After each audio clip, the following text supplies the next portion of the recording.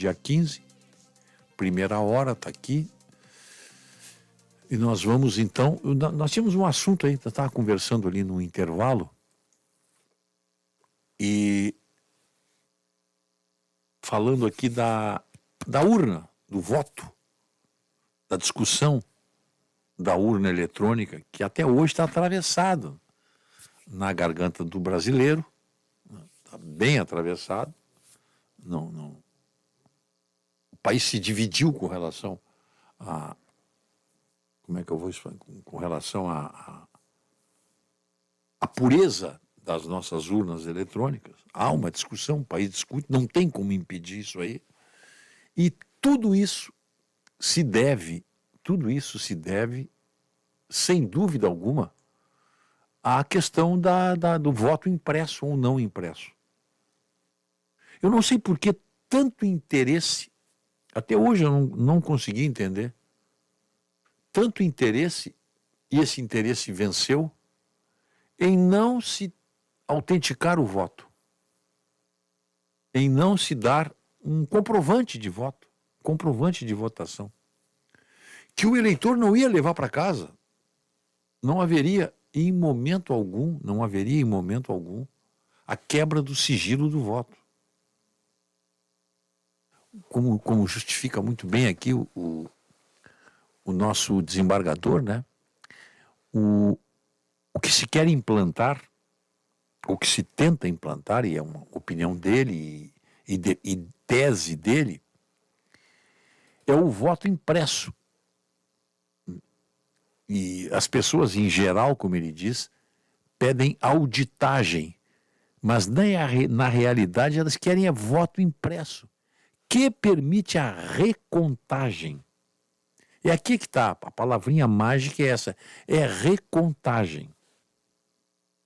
Nós tivemos aí, não sei, eu acho que a última grande recontagem de votos, assim, que o Brasil inteiro assistiu, mesmo que tenha sido uma micro-recontagem, foi durante a votação, lembram da escolha da presidência do Senado, onde o Davi Alcolumbre foi eleito, primeira vez, né? Não sei, não. Ele foi eleito e apareceram na urna, 81 senadores, apareceram 82 votos. Qual foi o safado que fez aquilo ali? Isso é coisa de safado, né? Entre os 81 senadores naquela ocasião, tinha um safado, para não dizer outra coisa. Safado. Aí faz a recontagem simples, 81 votos ali, você conta em minutos. Opa, tem um voto a mais aqui. E aí então fizeram nova votação, que é o normal. Mas por que uma nova votação? Porque tinha a possibilidade da recontagem pelo voto físico. Se fosse na urna eletrônica, aquele que fraudou com o voto impresso poderia ter fraudado com o voto eletrônico. Poderia. Então é isso que sempre aconteceu no Brasil, desde que existe eleição. A possibilidade de recontagem. Aliás, vamos mais longe.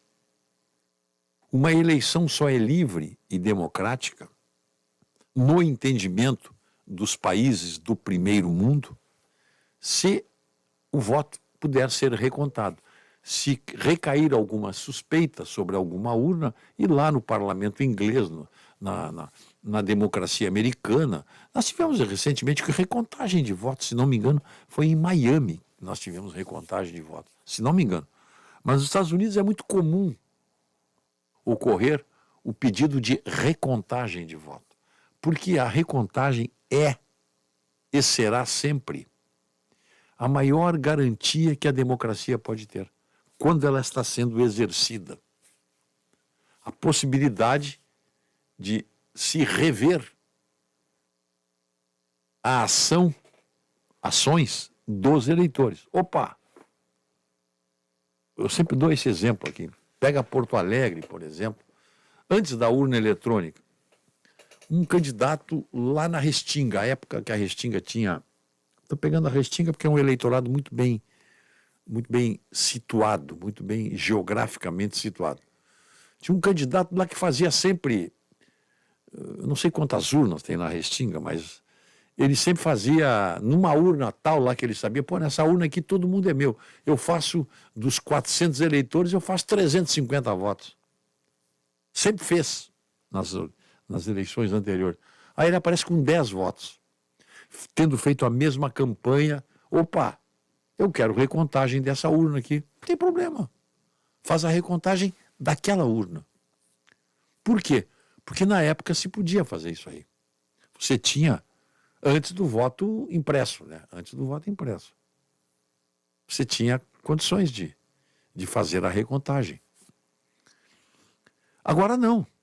Agora não tem mais. Não tem essa possibilidade. O que tira digamos assim, a certeza de 100% da urna infalível, porque você só pode dar infalibilidade a uma urna se ela possa provar que é infalível. Claro, aí você tem o atestado da infalibilidade. E esse atestado só pode se dar se puder ser recontado. Você tem 450 eleitores e tem 450 votos. Desses 450 votos, tantos foram para o candidato A, para o candidato B, tantos brancos, tantos nulos. Mas o cidadão tem que ter essa possibilidade também. De ter o seu voto impresso e jogado nessa urna aí. Aí não tem mais dúvida. E é isso, de certa maneira, que o nosso desembargador Irineu Mariani está propondo uma PEC. Mas é como ele diz, os nossos congressistas, que deveriam ser os maiores interessados. Ele diz, não mugem nem tugem, só fazem barulho em época de eleição. E a sugestão dele, abre aspas, não constitui violação ao princípio do voto secreto previsto no caput desse artigo a sua impressão sacada pelo eleitor de impressora acoplada à urna eletrônica e por ele depositada em uma urna de lona à vista dos mesários, lacrada e assinada por estes no encerramento da votação.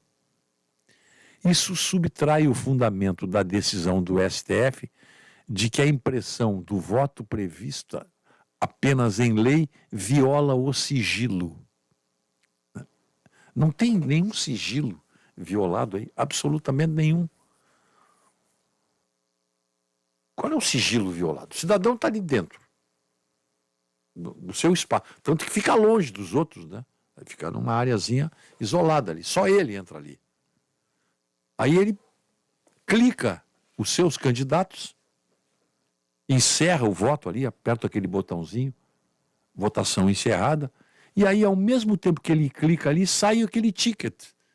E ele, com aquele ticket na mão, ele deposita, na vista de todos, numa urna lacrada. Qual é o problema? Qual o problema? Custo? Não, por favor, né? Aliás, chegaram a falar em custo. Um dos motivos alegados pela Justiça Eleitoral é que a compra de urna, a compra de impressoras, pode ser a mais simples possível, né? Mas a compra de impressoras encareceria o processo eleitoral. Mas será que encareceria mesmo? Aí sim cabe a pergunta, qual é o preço da democracia? Aí cabe a pergunta. Tem muita gente que usa essa, a democracia é cara, tá certo. Né? Democracia suja as cidades, tá? Esse é o custo da democracia. Tá? Mas e a garantia de que a democracia está sendo exercida com a impressão, quanto é que custa? O preço das máquinas. Só. Eu não tenho, o Otto não está aqui agora, mas apareceu um cálculo aí. Apareceu um cálculo. E esse cálculo segurava os motivos da não aplicação do voto impresso. É muito caro. É coisa de bilhões. Mas eu não sei porque eu tenho na cabeça 2 ou 3 bilhões. Mas eu preciso dessa checagem aí, que eu não tenho agora, eu estou sozinho aqui. O Otto saiu, o Otto foi atender o nosso programa musical aqui, que nós estamos montando a programação de domingo, e ele aproveitou esse espaço aqui para fazer a montagem. Mas eu tenho a impressão que era em torno de 2 ou 3 bilhões de reais. Bom, se for isso, 2 ou 3 bilhões de reais, está resolvido o problema. Mas está resolvido agora. O fundo eleitoral, aquele dinheiro, para mim, indecente, entregue para candidatos gastarem como bem entender, como o que passar na cabeça deles, é dinheiro entregue. Esse ano eles querem aumentar para 6 bilhões, hein? O ano passado foi 5, eles querem aumentar para 6, para as eleições municipais. Dinheiro que é recebido pelos partidos políticos. 6 bilhões, se as urnas eletrônicas custam 3 bilhões, que grande colaboração estariam dando os partidos políticos ao aperfeiçoamento democrático e por consequência, aos seus próprios aperfeiçoamentos. Mas isso não é discutido. Isso não pode ser discutido. Mas e por que o deputado, o senador, não apresenta essa sugestão aqui do deputado Irineu Mariani? Tão simples. Tão simples. Qual é o custo? Só esse. Comprar as máquinas. Comprar as impressoras. E com dinheiro do fundo eleitoral, sim. Claro, com dinheiro do fundo eleitoral. Corta pela metade, se for por esse preço. Mas o que eu quero não perde a validade se o custo for maior. Usa o dinheiro do fundo eleitoral. Qual é o problema? É para a eleição. Eu insisto, é para o aperfeiçoamento da eleição. Por que não usar o fundo eleitoral? Ah, mas os candidatos vão ficar sem dinheiro. Problema deles. Problema deles. Vão ficar sem dinheiro? Partido que consiga aí um jeito de... Se todos ficarem sem dinheiro, não tem problema nenhum. A democracia continua. É 0-0. Todos são iguais. Então, há muitos caminhos que podem ser solucionados através desse aperfeiçoamento do nosso processo eleitoral. Deixa eu ver se tem algum recado aqui dos ouvintes já passando das 7. Deixa eu ver.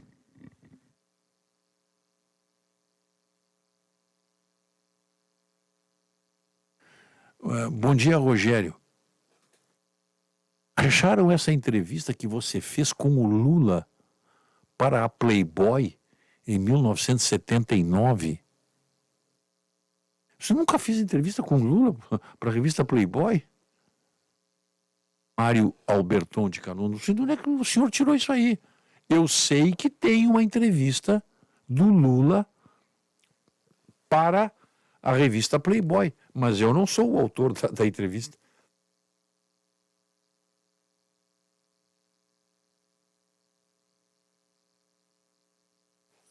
Eu até me engasguei com essa aí, meu amigo, depois dessa aí. Eu nunca fiz entrevista para Playboy. Agora, tem uma entrevista do Lula, sim, para a Playboy, em 1979, onde ele faz referências à zoofilia. E só também. Tá aí na internet, você procura. Agora, eu não tô nessa entrevista aí. Eu não estou nessa entrevista. Eu não me lembro de ter participado em 79 de uma entrevista com o Lula na Playboy. Tá bom assim? Vamos deixar assim, né? Porque, o que eu posso mais dizer? Mas vamos adiante aí. Né? Deixa eu ver o que tem mais aqui. Desculpe, Rogério, mas eu não acredito na eficiência das nossas urnas. Erildo Rush Braga. Eu também não acredito. Mas isso não tem nada a ver, não tem. Tanto que nós estamos sugerindo aqui o aperfeiçoamento das nossas urnas. Maurício Ferreira, de Alvorada. Eu fui dormir com a sensação de que fui roubado no dia da eleição. Maurício Ferreira. Maurício, exatamente por isso. É essa a sensação que qualquer pessoa tem quando faz um ato que é importante na sua vida e ele não tem comprovante. Por exemplo, como comprar um apartamento e não ter o comprovante desse apartamento que ele comprou, que é uma casa pro resto da vida dele. O comprovante é fundamental em tudo. Então, é por isso que o senhor teve essa sensação.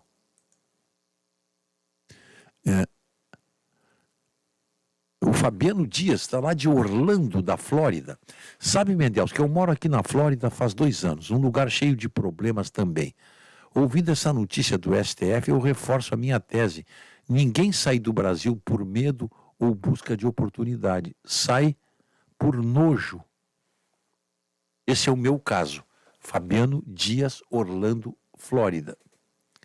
Eu tô atendendo os ouvintes aqui, eu estou lendo aqueles que mandaram mensagem depois das 7, porque é sinal que eles estão conectados conosco na nossa live. A apuração dos votos nos servidores santos e infalíveis do TSE é muito, mas muito estranho a forma que os dados entram linear. Anderson Gravataí. Aí o Anderson com a sua opinião. Tá, deixa eu ver como é que está a nossa situação aqui. Deixa eu dar uma olhadinha aqui. Tá? Para checar a nossa... Continuamos aqui com a nossa live, os ouvintes participando.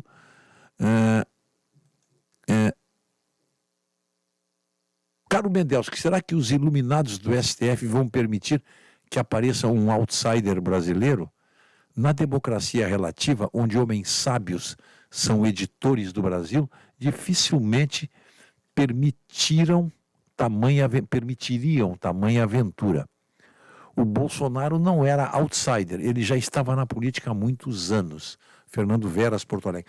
Eu acho que o Fernando Veras está se referindo ao candidato, obviamente o candidato argentino, o deputado Javier Milei, que surpreendeu vencendo as primárias.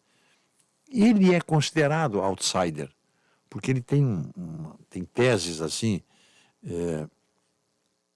ele quer dolarizar a economia, ele diz que é anarcocapitalista, o que ele diz aqui, ó, estamos diante do fim do modelo de castas, baseado naquela atrocidade que diz que onde há necessidade, há um direito, mas esquece que esse direito tem que ser pago. Essa alternativa competitiva não só acabará com o kirchnerismo, mas acabará com a casta parasitária, esporádica e inútil deste país. Então, ele realmente, o Javier Milei, ele é um outsider, esse sim. Claro, Bolsonaro não é porque estava... Bolsonaro estava há 27 anos na Câmara, né? 27 anos. Estava no seu sétimo mandato. Ele começou como vereador, não sei se foi deputado estadual, e aí foi para a Câmara e não saiu mais. Não, claro que ele não era outsider, não. Como é o Javier Milei. Sem dúvida alguma. Bom dia, Mendelski. Se o STF já derrubou 2 leis sobre o tema, alegando inconstitucionalidade, mesmo a lei passando pelo crivo das 2 casas, é porque tem areia nesse angu. Urge uma PEC como cláusula pétrea e enterra de vez a discussão. Gil da Hípica. Então, vamos ver o que tem aqui.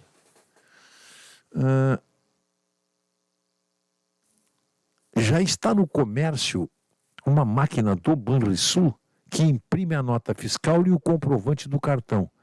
Minha ótica, a impressão do voto seria assim, para depois colocarmos nas antigas urnas, as de lona, que usávamos antes das urnas eletrônicas. Não, sugestões, a dona Valéria Dutra, sugestões tem muitas, dona Valéria. Há vários tipos de controle eletrônico do voto. Mas tudo começa com a determinação de que o voto seja impresso. Só isso. O que tem mais aqui? Ó? O Giovanni disse que o único atrativo que Viamão tinha era o Parque Saint-Hilaire, que continua fechado. Olha, tem uma discussão aí sobre o Parque Saint-Hilaire, porque o Parque Saint-Hilaire era administrado pela Prefeitura de Porto Alegre dentro do território viamonense. Sempre houve uma concessão. Viamão nunca pôde intervir na gestão do Parque Saint-Hilaire, mesmo sendo encravado no território viamonense. Eu brincava muito. O Parque Saint-Hilaire está para Viamão, assim como a base de Guantánamo está para Cuba. Os cubanos não podem entrar lá. A prefeitura não podia fazer nada no Parque Saint-Hilaire. Agora não sabia que estava abandonado. Eu brinquei lá quando era menino, quando era jovem. Agora não sei, não sabia que estava assim. Na Argentina o voto é impresso e eletrônico, claro. Sem problema algum.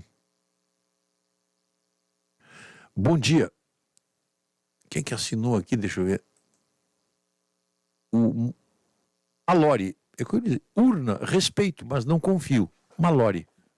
É um direito que ele tem. A democracia permite isso.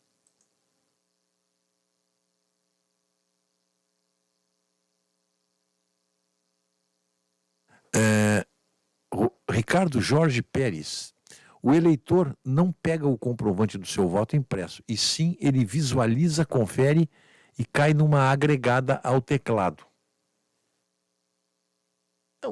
Ele queria um pouquinho, mas queria, além disso, papelzinho na mão. Né? Coisa de brasileiro gosta de ver as coisas. Aí aquele papelzinho impresso, com aquilo tudo que ele digitou, ele coloca na urna. É isso que ele quer.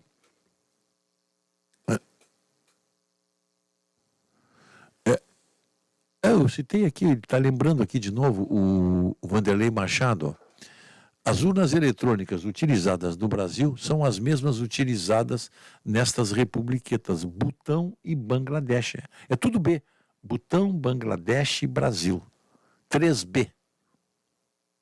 No Butão, a propósito, ele lembra aqui que os homens são autorizados a baterem nas suas mulheres. É que o Butão adota o islamismo. Me parece que o islamismo tem essa prerrogativa aí. Mas não sei qual é a outra religião, pode ser outra religião também. Está nevando lá em Ushuaia, agora manda nos dizer o nosso amigo Jorge Aníbal Ferreira. Nieve débil e vento. Sensação térmica de -8 graus. Sim, com vento e neve, né?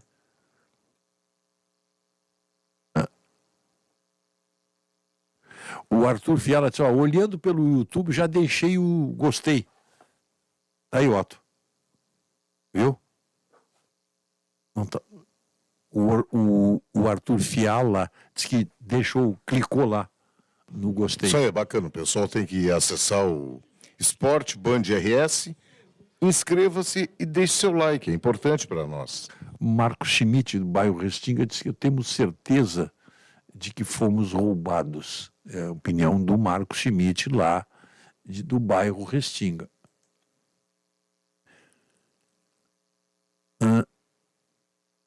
Rogério, o voto impresso é o que consta na Constituição brasileira. Por isso, quando não implementado, é descumprido o texto da lei maior. Jorge Mack. O que tem aqui?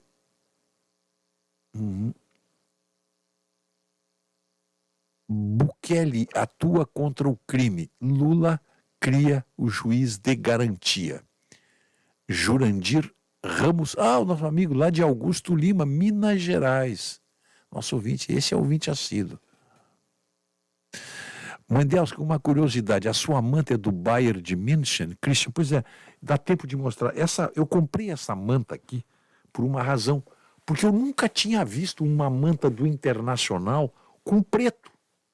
O jeito que fez, ele não entende nada de futebol, e muito menos do Inter. Então vou ver se eu conto. Deixa eu pegar aqui para mostrar para vocês. Vou mostrar aqui. Ela é aqui, ó. Tá aparecendo aí, né? Daqui a pouco aparece. Eu comprei essa manta em Bariloche, mas eu comprei por essa curiosidade.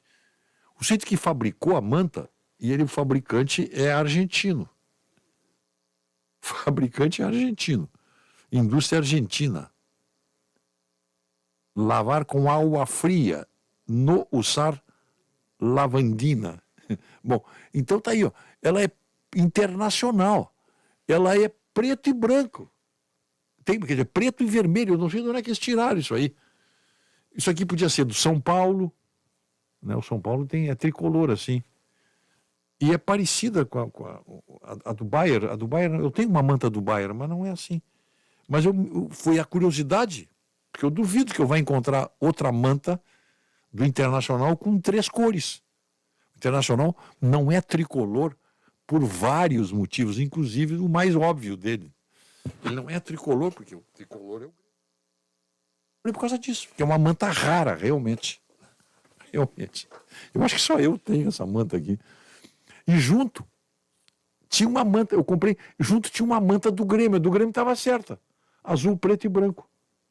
Eu comprei em Bariloche. Aí dei para o César Pacheco, que estava comigo. Só que tem uma manta autêntica do Grêmio e uma totalmente fake do Internacional. Porque o Internacional não tem preto. Mas foi assim que eu... É por isso, meu amigo Christian. O Christian está perguntando. É por isso aí. Deixa eu ver se tem... Deixa eu ver se tem mais algum recado. Tem aqui. Deixa eu ver aqui. O ouvinte manda dizer, eu estou te ouvindo, o que eu penso não pode ser falado. Bom, então, não pode mesmo, né? Por que nunca ninguém pediu recontagem de voto? Seria bonito ver o rolo que daria. José Montanari. Pois é, mas como é que ele nem pede? Porque se um candidato pedisse recontagem de voto, ele ia cair no ridículo e o juiz, em primeira instância, despacharia. Impossível. Só isso. Uma palavra só. Impossível. Não tem, não. Recontagem não tem, né? A recontagem é mais uma garantia para a democracia, que, a meu ver, só é possível com voto impresso. E a delação premiada também é usada na Itália com respeito aos mafiosos. Saudações, equipe da Band. Marcelo Dipp, de Garopaba. Pois é, Marcelo, exatamente, nós tocamos esse assunto aí. A recontagem é a maior garantia que o processo democrático pode ter. Não existe outro. Por mais teses que existam, a recontagem é a garantia da execução perfeita do processo democrático. Não tem.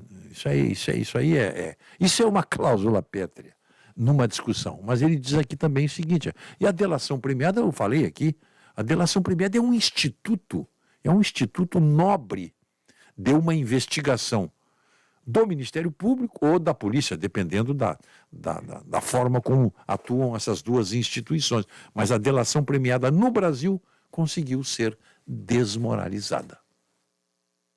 Terminamos?